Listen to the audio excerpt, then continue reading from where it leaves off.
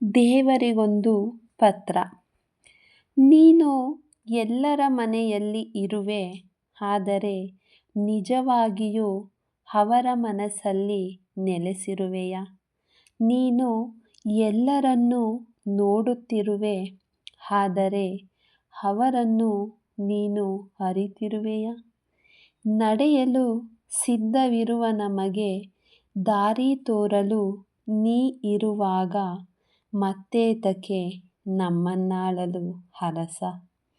ಎಲ್ಲರನ್ನೂ ಸಮನಾಗಿ ಕಾಣುವ ನೀನು, ನೀನೇ ಸೃಷ್ಟಿಸಿರುವ ನಮ್ಮಲ್ಲೇಕೆ ಭೇದಭಾವ? ಹೊಟ್ಟೆ ತುಂಬಿಸುವ ಯೋಜನೆ ನೀನೇ ಮಾಡಿರುವೆ, ತಿಳಿದಿದೆಯ ನಿನಗೆ ನಿಜವಾಗಿಯೂ ಎಲ್ಲರ ಹೊಟ್ಟೆ ತುಂಬಿರುವುದು? ವರ್ಷಾ ಮದನ್.